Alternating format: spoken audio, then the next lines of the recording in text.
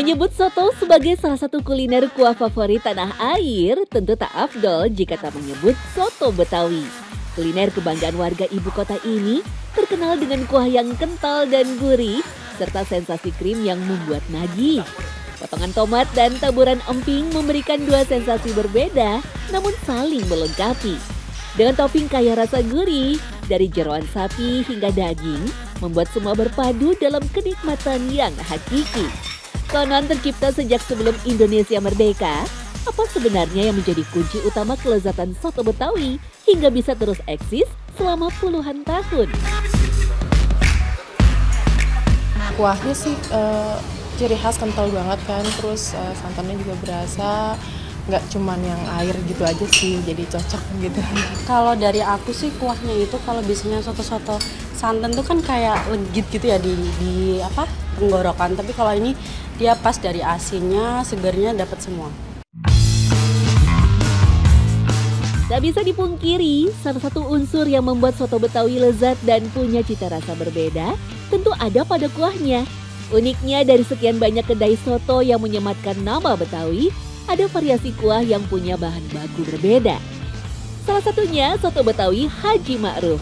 Berada di bilangan Cikini, Jakarta Pusat, kuah soto Betawi di sini cenderung berwarna putih bersih karena memakai susu sebagai campuran santannya.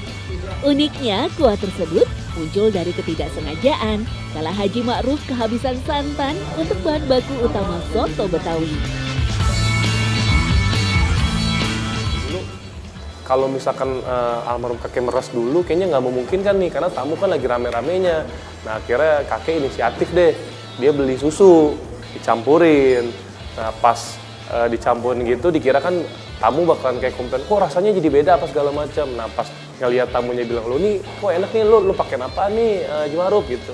Udah lu makan aja deh gitu kalau kata kakek. Jadi sebenarnya gara-gara santan habis ditambahin sama susu itu. Beberapa versi juga menyebut Jakarta saat itu memang dikenal sebagai salah satu pusat peternakan sapi penghasil susu yang melimpah.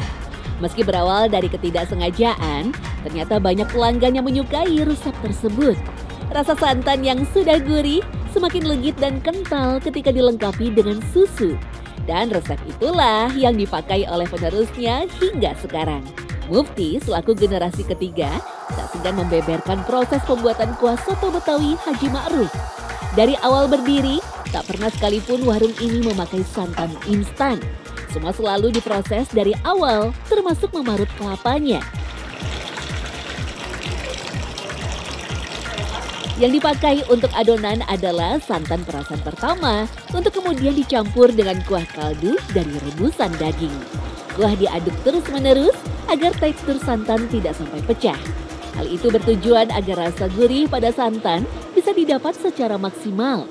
Baru setelah itu, susu murni yang masih segar dimasukkan terakhir.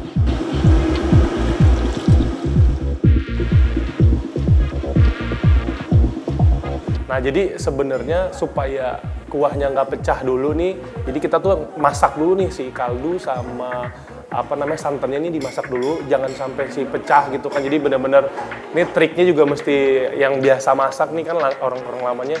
Nah supaya nggak pecah. Nah ketika udah nggak pecah dicampurin susu aman, karena takutnya kalau misalkan pecah terus dicampurin sama susu ya udah nggak bisa dipakai. Kuah kalau udah pecah udah nggak bisa dipakai gitu.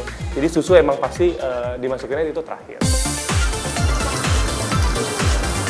Tak hanya cara memasak kuah saja yang butuh trik khusus. Memproses topping soto Betawi pun juga butuh perlakuan tersendiri. Yang pertama tentu memisahkan rebusan daging dan jeroan. Jika dicampur, maka aroma daging akan tercampur dengan bau kuat dari jeroan tersebut. Daging direbus bersama jahe, lengkuas, dan daun salam selama 3 jam menggunakan panci presto untuk nanti diambil kuah sebagai bahan utama kaldunya. Dengan bumbu yang sama, jeroan berupa babat, usus, paru juga direbus kurang lebih 4 jam dengan panci biasa. Setelah dirasa empuk dan matang, daging dan jeroan lalu diangkat dan direndam ke dalam air asam yang terdiri dari campuran asam jawa dan garam. Inilah yang menjadi kunci, daging dan jeroan sudah berasa sangat gurih bahkan ketika belum dimasukkan ke dalam kuah. Berbeda dengan soto dengan topping basah, Soto Betawi punya ciri khas jeroan yang digoreng sebelum dicampur dalam sajian. Nah, jadi kebanyakan kan orang kan kalau misalkan jualan soto, dagingnya direbus, karena sebenarnya juga udah matang juga kan. Nah, kalau misalkan dari resep dari orang tua itu dia bilang, kenapa sih emang digoreng lagi? Nah, supaya kan kita kan ada paru nih. Nah, paru tuh biarpun udah dimasukin ke kuah, tetap kriuk gitu. Jadi ya rasanya juga lebih keluar lah gitu. Proses penyajian yang tak mencampur isian dengan kuah juga menjadi salah satu ciri khas soto Betawi. Hal ini dimaksudkan agar daging dan jeroan tidak hancur ketika disajikan. Pasalnya, kuah soto Betawi harus tetap direbus untuk mempertahankan kehangatannya. Saat menghidangkan semangkuk soto Betawi, daging dan jeroan dipotong-potong kecil terlebih dahulu, lalu ditaburi garam dan juga lada. Cuka aren, kecap, daun bawang dan jeruk limau ditambahkan, sekaligus emping sebagai penambah tekstur renyah. Baru setelah itu, kuah soto Betawi dituangkan ke dalam mangkuk.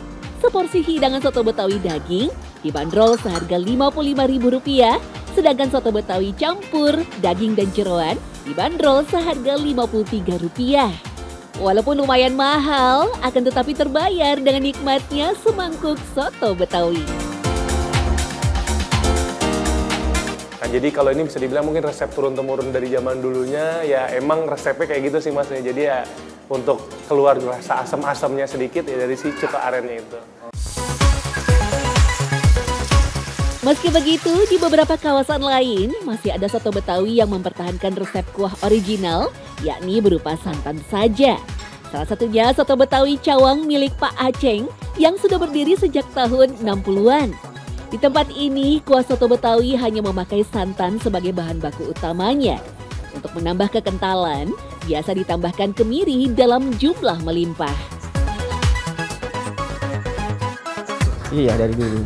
Nggak pakai susu, nggak pakai minyak saman, nggak. Segala macam nggak disebutin bukannya. Itu rahasia perusahaan. Umumnya nih Pak? Ada bawang putih, bawang merah, lengkuas, cabai, terus kemiri. Pokoknya segala macam masuk situ deh. Iya, nggak sebutin banyak. Proses memasak di kedai soto Betawi Aceng memang masih terbilang masih otentik. Salah satunya adalah penggunaan kayu bakar. Selain lebih murah, api dari kayu bakar dinilai lebih efektif untuk merebus daging maupun jeroan. Iya, itu mungkin. Katanya pelanggan mungkin ini dari kayu bakar juga iya. Kita juga punya Magicom, nggak pakai, tetap aja pakai kayu bakar. Sementara itu, isiannya terbilang sama dengan soto Betawi lainnya.